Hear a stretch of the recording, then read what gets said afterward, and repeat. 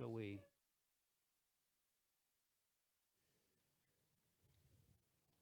Do we start or no?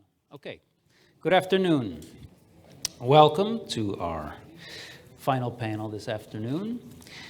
The subject of our talk is food security, geopolitics, and the private sector. There's a lot there. It's not the, at first glance, it's not the core issue. It's a related issue, but it's a very broad issue, obviously. The question of food security touches many essential aspects for countries, but it touches it differently, obviously. We have to look at from different perspectives. I think that's one of the strong points of our panel here. We have very different perspectives from our speakers. And if I think of food security in Africa, obviously, we know that not too long ago, it caused political revolts and political unrest. If I think of the question of food costs now in the United States and Europe, that's an element of inflation, for example. And inflation, as you know, the central banks are now raising interest rates and doing this. There's a possibility that they will cause a recession. So this is another related aspect of how we see it differently. We're willing in the United States to risk a recession because food prices are too high. The question of food prices can have a very different effect, again, in other areas of the world. So the consequences are broad. We have to see what the cure is for the problem, but unfortunately, it seems to me, I'm not the only one, there are many economists also who question whether the solutions, that the approach being taken in Europe and the United States is the right approach, or whether there are more fundamental problems. We're here today to talk about the more fundamental problems which underlie this crisis. So each speaker will go into some specific aspects based on their expertise. Again, we have different perspectives. Then, as you know, I'll ask a question, and we'll have a short second round, and then I hope you will ask some questions from the audience. So to start with, we have the ambassador of the Kingdom of Bahrain to Italy, Nasser al-Balushi. Please. Thank you very much, ladies and gentlemen, excellencies. Good afternoon to all distinguished panelists and attendees. Thank you for inviting me to talk about a subject that is very dear to my heart. It is an extremely important topic that must be tackled with strategy and grace, and it is directly related to the entire world's livelihood.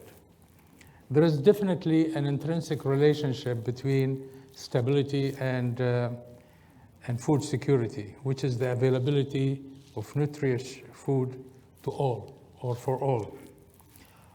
Although in the region, water scarcity, climate change, and clear vision are the most fundamental challenges, but I will concentrate on geopolitics and legal factors. The MENA region, historically known as the home of exceptional civilizations, that was based on trade and agriculture. The Romans considered this region as an important source of wheat deposits. But today the region is a net importer of wheat and other foodstuff. Unfortunately, and since the beginning of the last century, the region has constantly witnessed a prolonged political and social unrest. Between the British, French, and Italian mandates and colonization, which followed by a struggle of independence, which was between 1830 to 1920. Then between 1947 and 1974, the Arab-Israeli conflict, wars. In 1975 to 1990, the civil war in Lebanon, and the birth of Hezbollah in 1980. In 1980, the Iran-Iraq war that lasted 8 years after the revolution of the 1978 of Iran. 1990, the Iraqi invasion of Kuwait.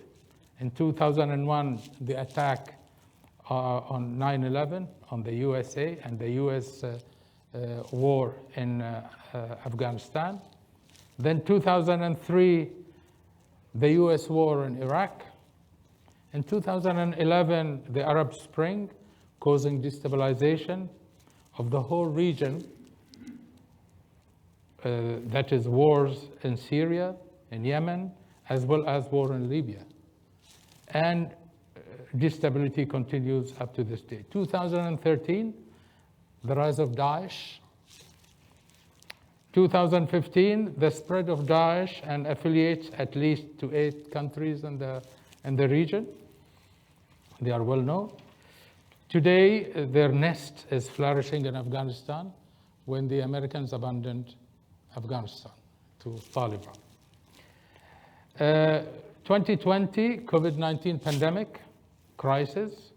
2022, the Russian invasion to Ukraine, disrupting food supplies around the globe.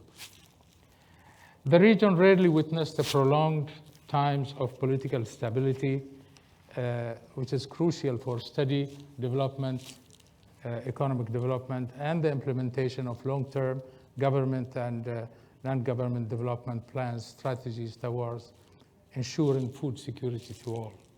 Today, the MENA region is home of 403 million people, with 41% of the population living in rural areas. Agriculture contributes about 40% of the region's GDP, excluding, of course, the GCC countries, where we don't have neither rivers nor arable land like the others. And provides employment to 38% of economically active population. That is agriculture in the MENA region. Today, they import 25% of the world wheat exports to the rest of the world, 25%. This has to be changed by creating laws protecting foreign investors, opening their markets, and putting forth new plans for food security. As for the GCC countries that are deprived from natural water resources and arable lands, as I mentioned previously, they import 85% of food from outside. Rice, 100%, cereal, 93%, meat, 62%, vegetables, 56%. Although there is internal production, but still we reserve. And yet considered among the most food secure per the Global Food Security Index. It is the availability, affordability, and the quality of food supply and safety of food supply. Nevertheless, COVID crisis has increased this stability to the GCC leaders to think more about applying advanced farming technologies tailored for the needs of every specific country. For example, today in Bahrain, we, through hydroponic, we produce a lot of vegetables and others. And of course, Saudi Arabia started its own plan of, it has become one of the exporters of olive oil now. So, I mean, they are, despite the problems that they have, they are trying their best.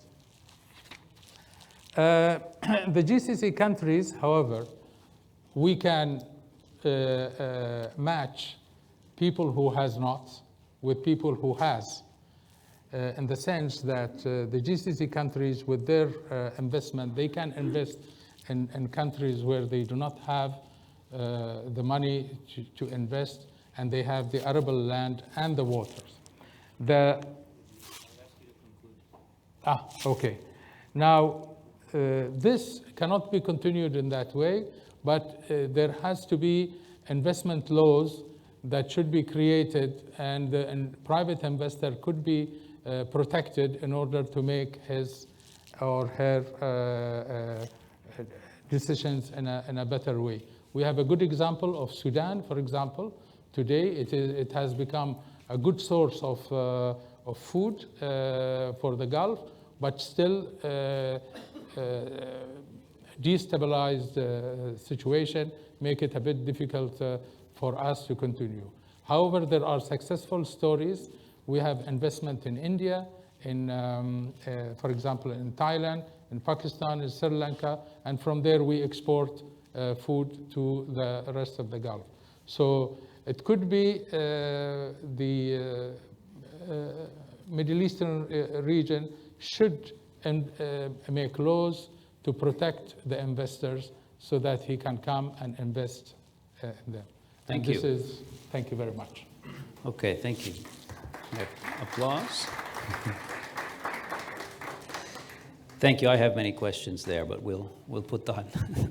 wait till the second round.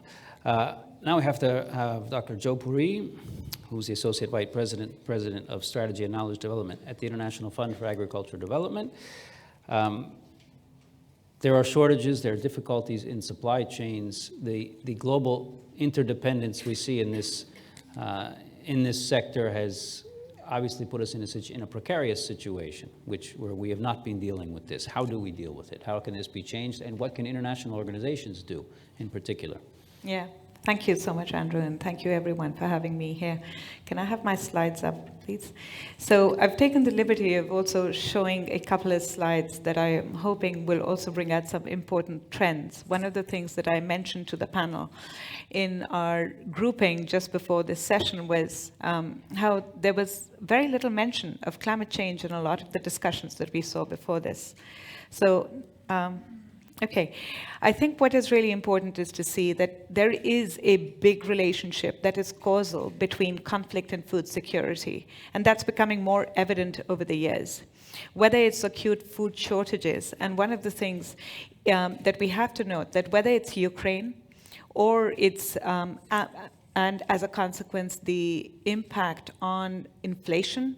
In many countries, food inflation is actually far greater than the overall inflation that countries are witnessing. But in countries that are in conflict, acute malnutrition is 88% more compared to where there is no conflict. Yeah? And the causality could go either ways, but the strength of causality from food insecurity to conflict is actually very high. I think what we are seeing is that climate is a threat multiplier in all of this. So the IPCC, which is the Intergovernmental Panel on Climate Change, points out with very high confidence. So I'm an economist by training, and I do put a lot of emphasis on what the confidence intervals are on the evidence that is coming out. And whether it is food security, whether it is water security, or forced migration, we are seeing that as a consequence of drought, and we are seeing high food insecurity. We saw the Arab Springs. We also saw the Lake Chad region, the Sahel region. All of these are witnessing a huge amount, an increased conflict. Evidence is telling us that actually conflict, the likelihood of conflict increases from anywhere from 3% to 20% as a consequence of food insecurity. And this goes from interpersonal conflict to intertribal conflict to increased conflict. For example, in the Sahel, where there are mixed groups, the likelihood of conflicts go up to 54%. So these are really important issues if we've got to talk about global stability. In recent evidence that's coming out, there have been simulations looking at past data on what does a 1 degree Celsius increase in temperature mean. And we've got now recent evidence published both in 2022 as well as in 2017 that say, for example, in Africa, an almost 11% increase in conflict incidents and a 54% increase in conflict probability in mixed areas. In work that we're doing at the International Fund for Agricultural Development, we find that when we invest in food security, the likelihood of conflict goes up. And when we don't invest in food production, food capacity and markets, that likelihood goes up as well. So really, the big focus for us is resilience, right? And resilience is the capacity that ensures that adverse stresses and shocks do not have a long-lasting adverse development consequence. investments in resilience interventions, I don't want you to read the fine print, are really far more cost effective than bearing the costs of subsequent shocks. And it's my top and headline message when we are thinking about whether to invest in resilience or in humanitarian assistance. If you put in $1 trillion into development, you actually reduce the amount of humanitarian assistance that you have to put out by $7.1 trillion. That's a 7-to-1 return. So we've got to think far more about the multiplier effects of investment in resilience and in food security. I think the one thing that I do want all of us to take away is the importance of markets. And that's really what I think Andrew and the rest of the panel, I know, are talking about, which is how can we get the private sector to come in? One clear piece of evidence that's coming out is whether you're looking at conflict areas, whether you're looking at areas that have been affected by climate change and immediate shocks, or areas with chronic shocks, markets work. I'm not just talking about cash markets where you and I can exchange goods with money, but barter economies thrive as well. And they're really effective in helping to smooth out the impact on human beings, as well as on animals, on livestock, as well as other facets of economies. And I think this is the one thing that COVID has taught us as well. We are talking about vaccine sovereignty in the context of COVID. We should be talking about sovereignty in the context of food insecurity as well.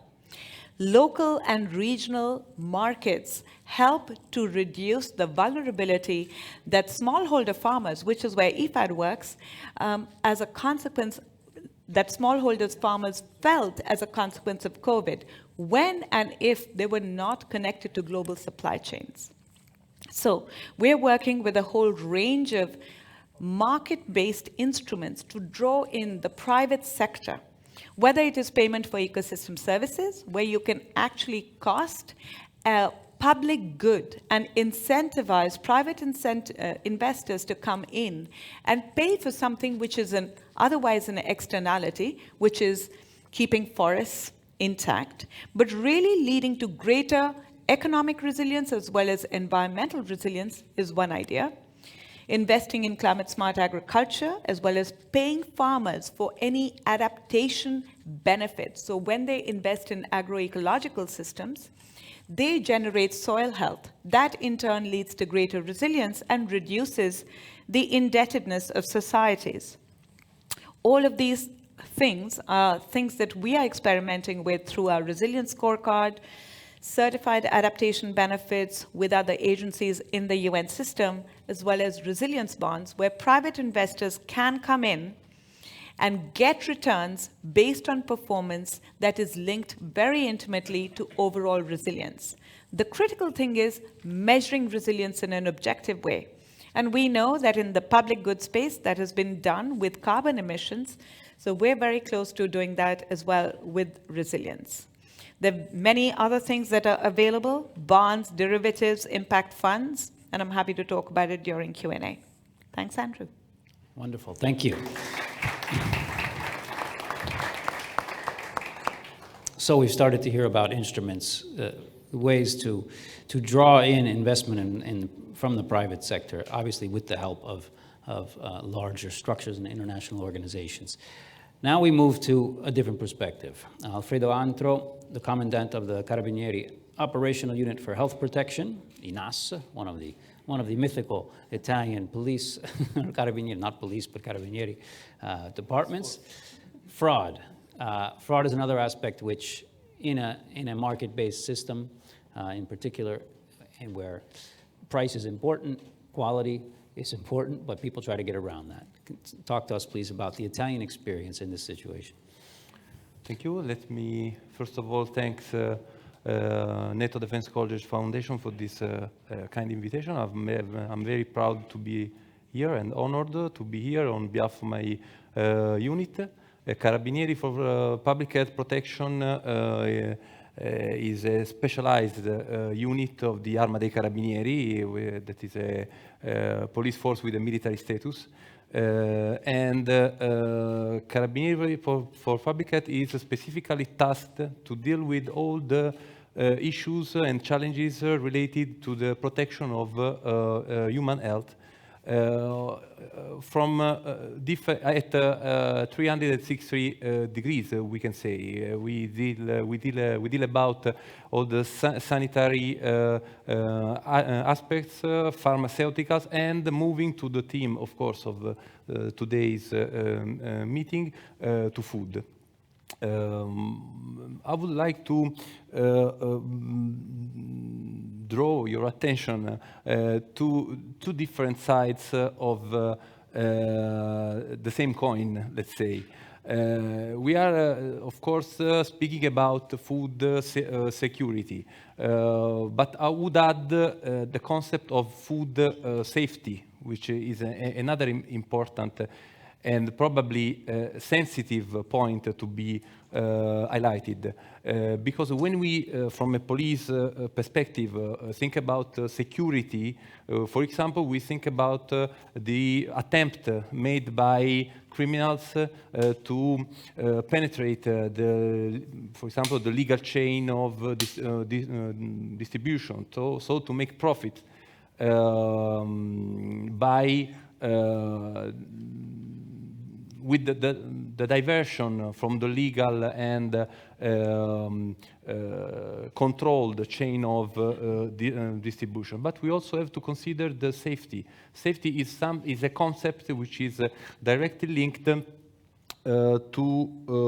quality, to salubrity, and from this taking into consideration this definition, safety is probably more related to human health, to the protection, to the threats moved to human health. But we have to consider, as I told you, that these are two aspects of the same problem. In my opinion, we might consider food as a potential weapon, let's say, to be used against countries to force their political choices or to perhaps blackmail some kind of choices. That's why the idea, the panel speaks about possible new approaches to the problem. For sure, we have to consider a new integrated and international approach to this problem. In Italy, we have lots of technical agreements and cooperation with the relevant institutions and the relevant actors, Philip Morris International, Coldiretti, just to quote two colleagues here with us. And as Carabinieri for Public Health, we are of course aware of the necessity to consider the international dimension, the transnational dimension of the phenomenon. That's why we are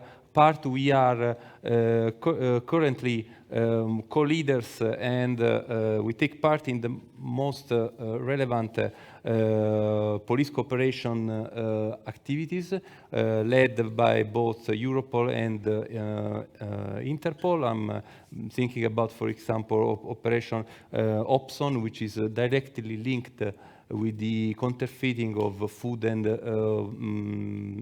beverages.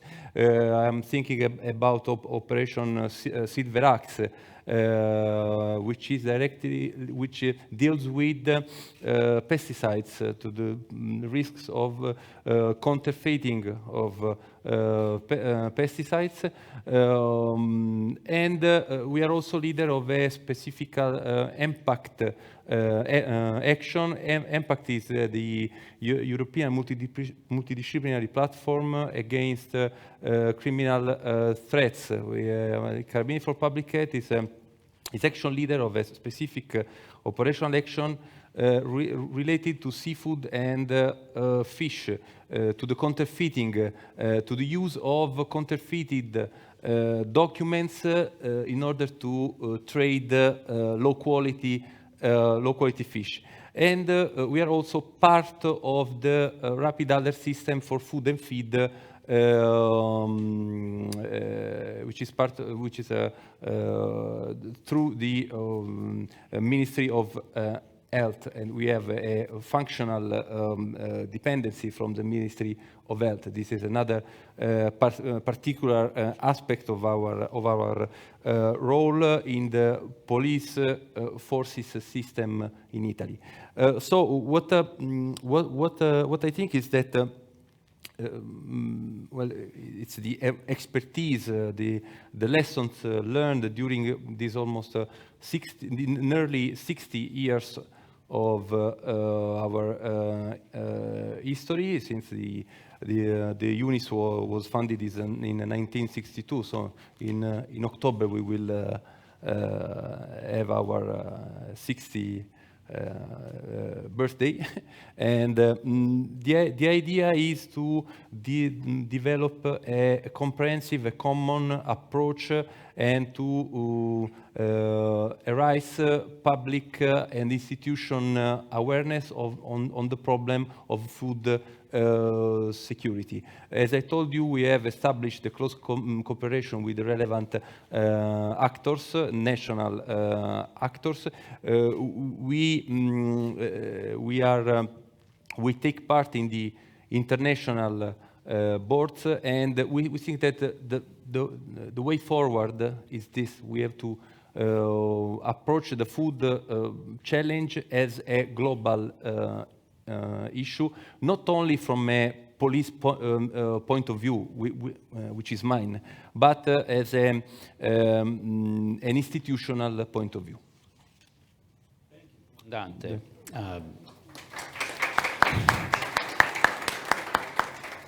International cooperation in this sector, I'm sure, raises a number of challenges also, which maybe we can talk about afterwards. Now, do we have Paolo Di Stefano connected? Yes. Okay. Yes. Paolo Di Stefano is the head of the Brussels office of the National Federation of Italian Farmers. So once again, we're switching perspectives, a point of view from the point of farmers. What does food security mean from a farming standpoint instead of a political institution standpoint?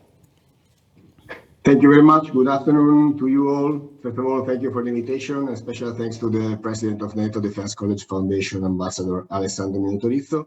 And I would like to apologize for not being among you today in person, but strikes in Brussels stopped me here. Coldiretti is very pleased to be with you today and to have the opportunity to address its reflections in such an important gathering and in such an important panel. As one of the largest farmers' organizations in Europe, Coldiretti is very, of course, active and concerned about food security issues. And we are working hardly at national level, but also at European and international level as member of the World Farmers Organization in order to, of course, increase the production of food, but a food that needs to be a high quality food, that needs to be sufficient, needs to be affordable, and needs to be sustainable, as was also mentioned before during the first interventions in the panel. But on top of that, we always have in mind that, as was mentioned by Commandant Antro, food security is strictly connected with food safety. We are not, as farmers, ready to accept compromises on that. And I say so because in Europe, in the European level, when the crisis arises, the Ukrainian war, the war against Ukraine arises, and the first consequences were tangible. There were some movement trying to undermine and to lower the standards, the quality standards of the products in order to have more products on the market. This is not the way forward, in our opinion. We need to stick with the food safety standards that we reached at European level, at global level as well, in order for provide healthy food to the consumers, the citizens. The situation today, as was mentioned already, is quite complicated. While the impacts of the pandemic were already pushing up the prices of certain basic goods, the situation is at risk of becoming destabilizing and requiring structural intervention by national, international, and European policymakers. The time of urgency of self-sufficiency seems to have returned in a way, a situation that is taking us back to the post-war period when Europe put a lot of energy on food sovereignty at the center of its construction. So, and the common agricultural policy was born. In Europe, and I think that is important to bring into the debate also these aspects, a huge debate is ongoing on food security and its relations with the Green Deal. The Green Deal, as you know, is the biggest flagship of the European Commission, is the way forward to green the production chain at all levels. And of course, agriculture is one of the main sector that is involved in this discussion. This is important because I agreed with what was mentioned by the IFAD representative, Mrs. Puri, when we speak, of course, about conflicts around the world, and we know, and Ambassador Belushi reminded to us that is not the only one, the Ukrainian one, but we sometimes forgot that we also have the climate change challenge, and the drought that this year in Italy in particular is very severe, and is as a consequence is a drop in the production of about 50% in maize and in corn, so in the main crops production.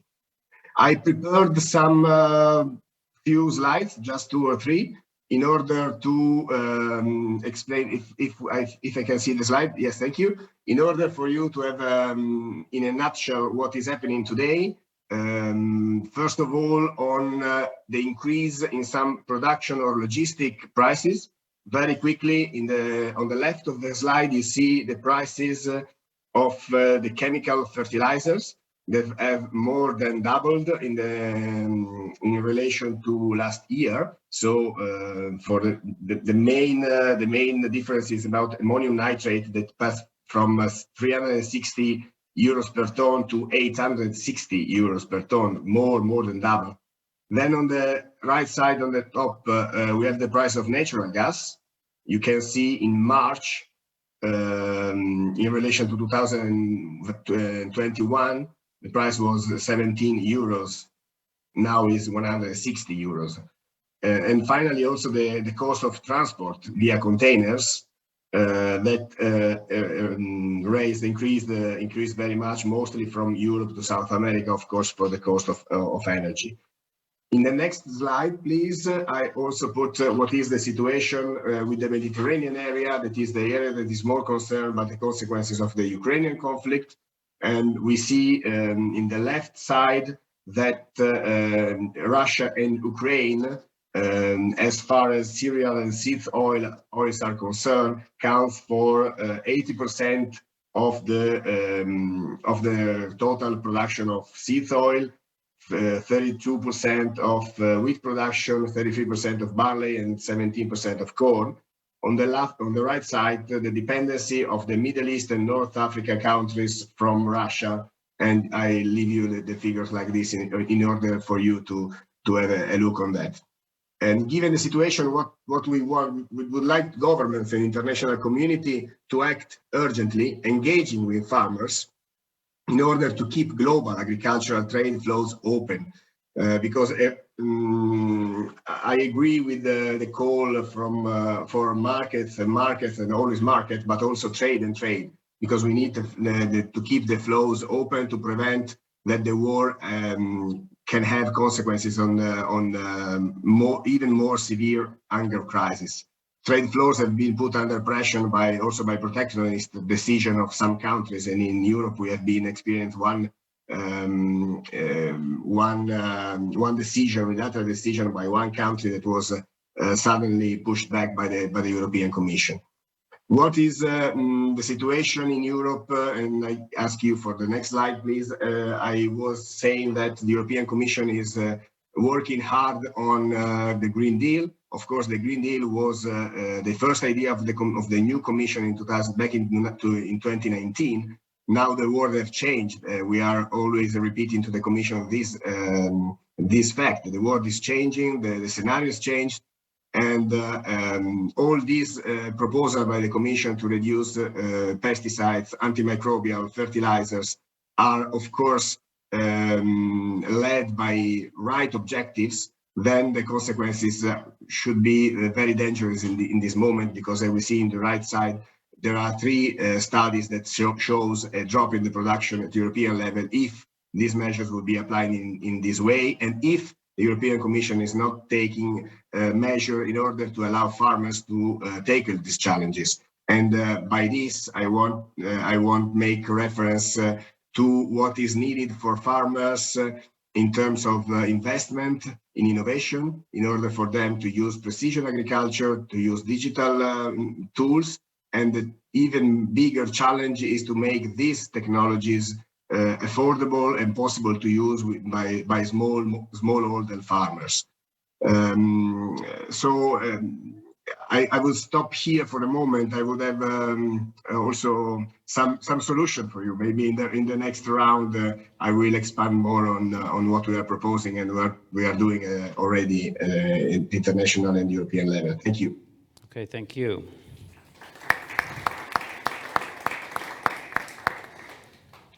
So now we go back to supply chains, including the aspect of the black market. We've heard fraud, we've heard of questions of investment, of global trade. Pier Giorgio Marini, the manager of illicit trade prevention, external affairs at Philip Morris International. How do we manage this crisis? It's all up to you. No, let's say that we will try to do our best, but first of all, thanks a lot for having me. I'm Pier Giorgio Marini, and I'm the head of illicit trade prevention in Philip Morris, Italy. And in Philip Morris, we have more than 100 professionals around the world fighting against illicit trade, because it's a top priority for Philip Morris, especially now that we are transforming our company towards a smoke-free future. Let's say we are talking about resilience of supply chain. So in the last months, we have experienced some disruption in supply chain. We can say the supply chain went through its pandemic as well because of the fall of 3 mantras. One was the scouting for efficiency that led many companies to work with almost zero stock. With COVID-19, we brutally realized that whatever happened and impact one element of the chain automatically infect the rest of the chain, an integrated supply chain with zero stock. The second mantra to fall was the sophistication of the product with a common element, the microchips, semiconductor. The 5G increased the demand, some geopolitical factors make it worse, so at the end of the day, this crisis was affecting many different products, not just computers. And I give you a concrete example. As I said, I mean, we are developing this smoke-free strategy. It means that we one day stop producing cigarette, and we will produce alternative product without combustion, like heated tobacco, for instance. We have a short supply chain here in Italy. Our friends from Coldiretti know it very well, because we buy more than 500 million euro tobacco in Italy. So this helped us in this crisis. The problem is that heated tobacco needs an electronic device to heat tobacco.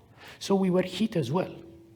And then the third mantra to fall was the integration of the systems, because you can have a short supply chain, direct source, you can have a less sophisticated product, but what if the IT system of your logistic operator is down?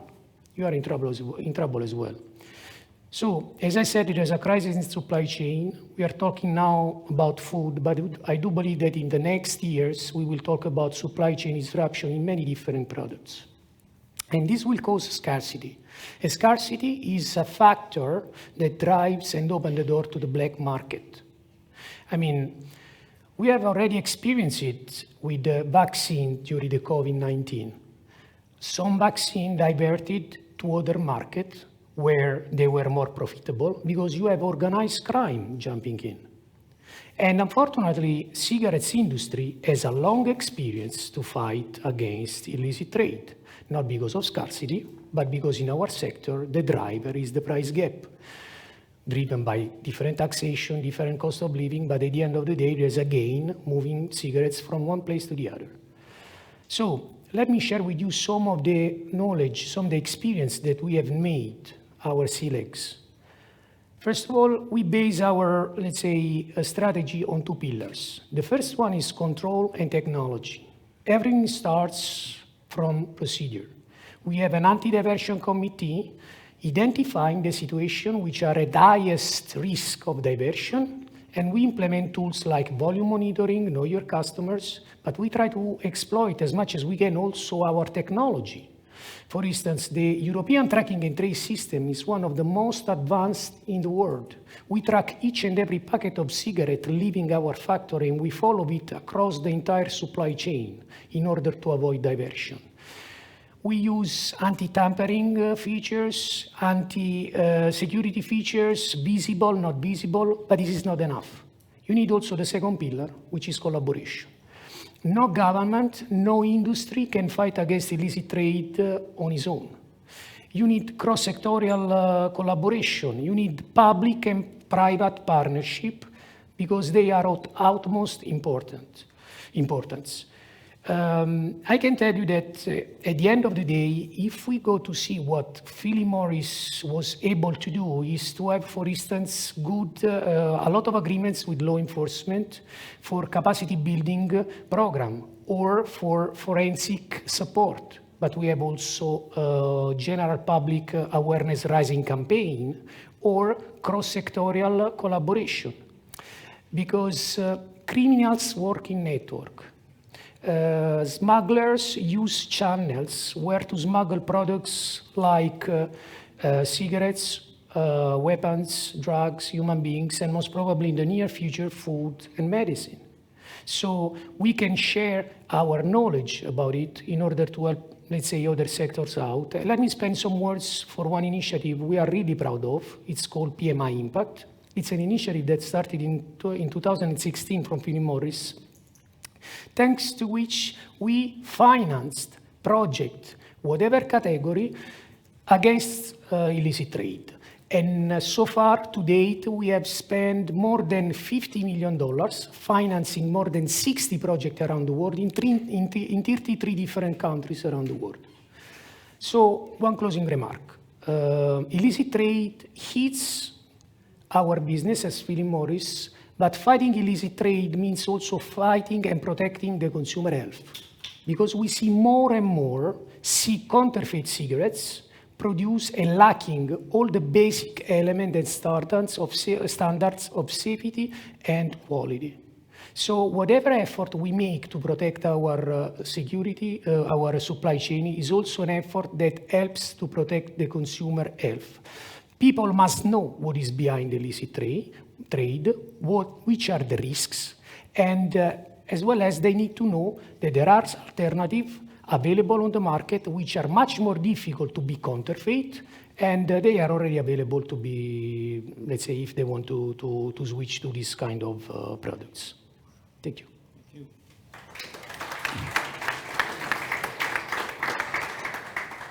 So we have about 10 minutes. We can move along quickly. Each one of you will get a minute and a half.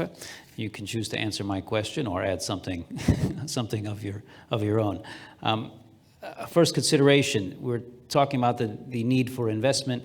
We're talking about problems that have been created on the markets due to various policies over the year, or various tendencies also, to pick up on what was just said now. What happens when markets decide they don't need to, or they won't invest in certain areas? It doesn't make enough money. There's not enough security for them. It seems we get the kind of situation where we have now, where certain areas are buying grain from halfway across the world, or not halfway, but a third. What can governments do? Can single governments work? Can groups of governments work? Do they need to work through international organizations? What is your view, Ambassador? See, in order to attract, the private sector is always not courageous. Whenever they see there is instability or there is something which is not convenient, they withdraw themselves. Or sometimes they don't even invest in that country. So it is extremely important that all the countries in question who do not have enough finance, they have to arrange, the first thing is their investment laws which exist, and there should be a protection of all investors who are investing. For example, we are a small country, but the FDI that we have received counts billions of dollars. Why? Because there is the protection of the investors. I'll just give you an example of a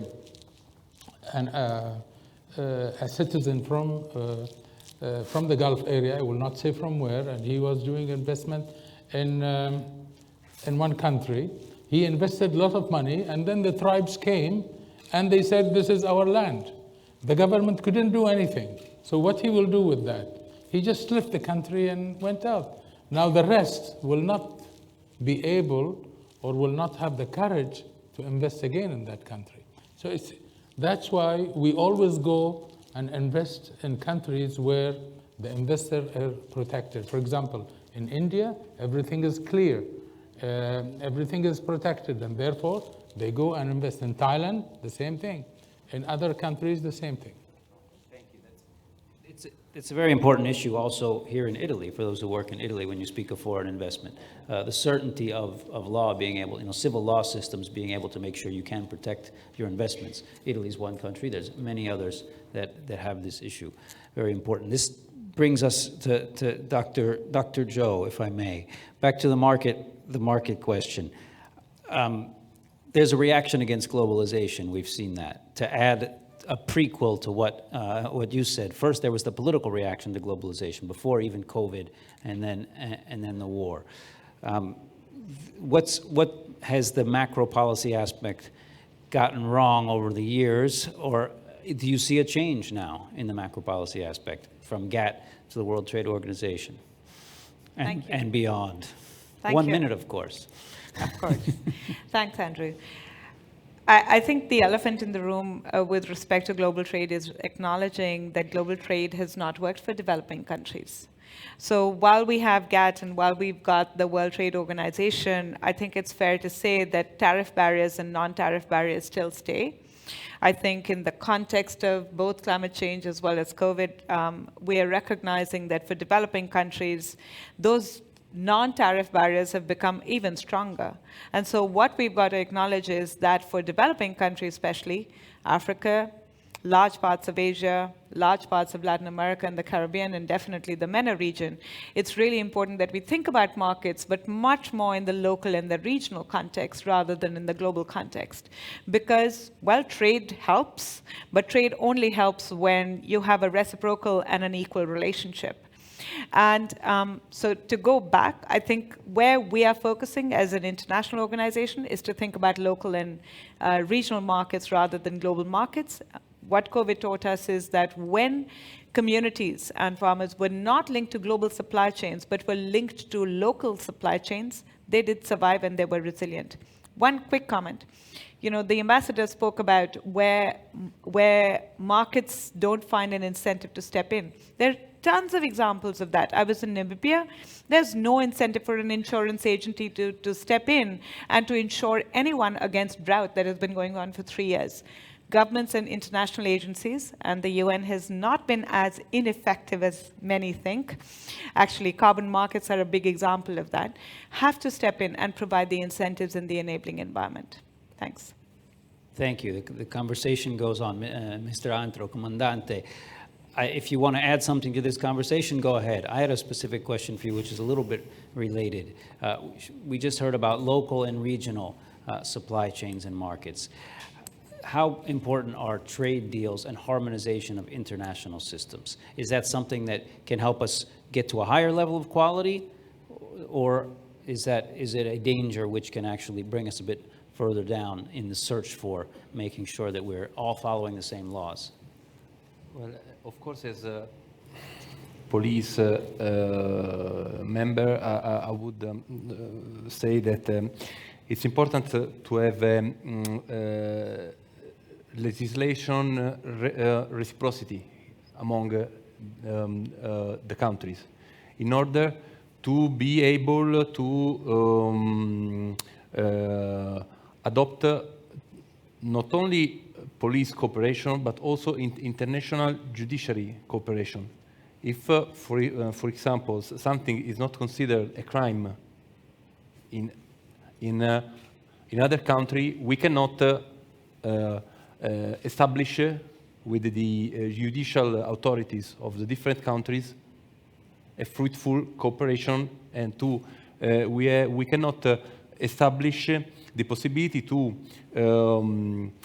let the police information become also a judicial, to have a judicial development in the other countries. So we can think about, of course, of regional perspective, but we have to consider the world, in my opinion, as a global region. We find differences. We find in the legislation, for example, in the doping sector, which is one of the sectors we deal with. An harmonization in the international legislation could help us, for example, to deal with all the international and transnational cases of doping substances trafficking. So, if I clearly catch your question, I think that for sure we have to consider a global approach to those problems, which is not only an operational. We have to give also the instruments to deal with, to face those challenges. You won't let me put politics in it too much. You're saying that you won't let me put politics in it too much. You're saying no. You're saying there are laws we need to. There needs to be reciprocity internationally. I'm speaking as a police officer that would like to, to make its efforts to reach the best possible operational and investigative results with other colleagues from all over the world. Okay, very clear. Thank you. Mr. Di Stefano, public-private partnerships. Could this be one way to bridge the gap? Yes, of course. I mean, I heard a very interesting reflection on this round of questions. Public and private is indeed the cooperation between private and private is key. Is needed between science, between private and public research, between industry, between farmers, in boosting innovation in terms also not only in innovation in technology, but also in innovation in approach to food. I heard very interesting things related to also the need to ensure that what we eat is really good food. I mean, it's healthy food. I think that industry in general needs predictability. It is important to bridge. To connect easier the consumers to the farmers and to the whole chain in order to build trust in what we produce. So the solution, I think, is more cooperation indeed, and to make investment more profitable also for everyone. Then let me also maybe a quick comment on what was mentioned about global trade that is not working. I agree that we have a lot of things to do in global trade, but I think also that we need to shift to a vision in which trade is always and only global. Trade is also local, as was mentioned. And this is why, as Coldiretti, we promoted in Italy first, but now also with the Coalition for Farmers Market, really the short supply chain as a solution to allow farmers to get the right value added and to respond to what, for me, is the worst paradox in the food security and in the fighting hunger debate. Farmers around the world are the most suffering of undernutrition and hunger. The development of farmers market at local level, also in less developed countries, can play a fundamental role in this. On top of that, of course, we also think that we need to promote more cooperation between farmers, industry, and retailers We are experiencing in Italy the supply chain, the value chain contracts in order to build trust in the food chain. So I think that the word is trust, the word is predictability for investments, and I think that with more cooperation we will get where we want, and in terms of food security and food safety as well. Thank you. In a minute, we'll ask if people in the room have questions, so if you do, get ready. Short supply chains is something that you mentioned, Mr. Marini. Short supply chains in some areas, but you also mentioned the question, the initiatives in terms of safety and following the law, making sure, combating illicit trafficking. Do you see this in other areas? If we look at other areas of supply chains, right? Do you see both of these approaches being able to work together? Are they two separate approaches? Is there the question of legality, or is there a larger, the importance of having shorter supply chains in other areas? It's a broad question, of course. No, it is definitely, I mean, of course, we could talk for hours about it, and unfortunately nobody has the answer, because the only prediction that I feel comfortable to make today is that the world is completely unpredictable at the moment. So I would say that shorter supply chain is something that will become, to my humble opinion, quite common in the future, but and it will be, let's say, developed in other areas in the world. I don't want to say that globalization is the victim of this current situation, but I would say that we must reconsider also in the private sector some of the elements, and as I said, of the mantras that we were following right few months ago.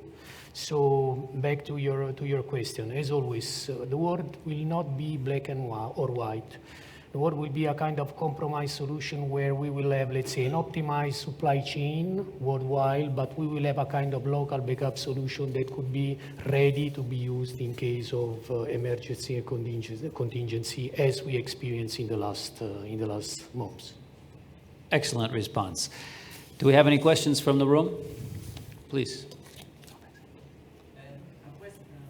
Please go to the microphone. We'll take this question. And then close. Yes, I'm Leonardo Dini, Director of Foreign Affairs Department of Police Ethica School in Rome.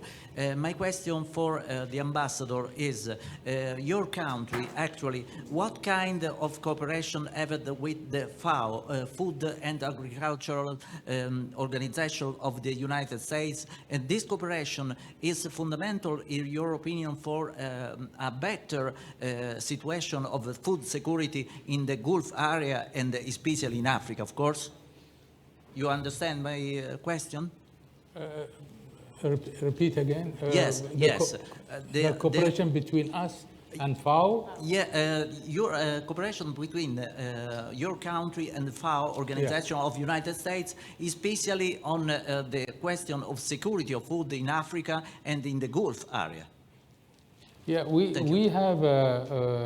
definitely benefit from all research work that is done by FAO experts with regard to the latest technologies in agriculture, and we try to apply them, because what we have is what we call it desert economies. I mean, so we try to benefit from the latest technologies in, for example, in plantations, type of, so we try to apply whatever suggestion that comes, and first we try it, and if it is successful, we continue with it.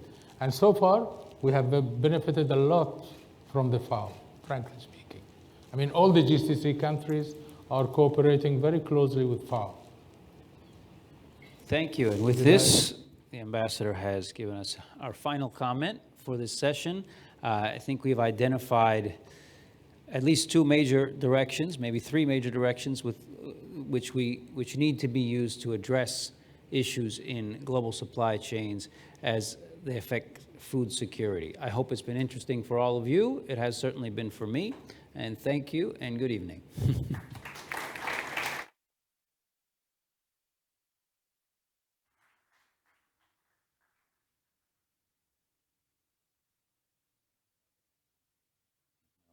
intermedi. So thank you to everybody. You've been really a good chair and good speakers, and to discuss such a huge issue like food and security is really an Herculean task. I think we are at the end of the day. It has been a long day. I have learned a lot of things today, and I hope you too. It has been also a long day because we had to digest a lot of information. But I think we have touched upon important issues: the Summit of Madrid, the future of NATO, the partnership in a global spirit in the Pacific, the Arab region, food scarcity. So we have an entire, how can I say, enormous scenario in front of us. And we have tried our best today. I think with the best available people. I have to thank everybody because each of you has an enormous added value, because without your knowledge and your discipline, it was impossible to have such a discussion. So I thank you really from the bottom of my heart, everybody. And I thank the public for your for staying here in a summer day for a long time, but I think also with a very interesting afternoon. So good night, everybody.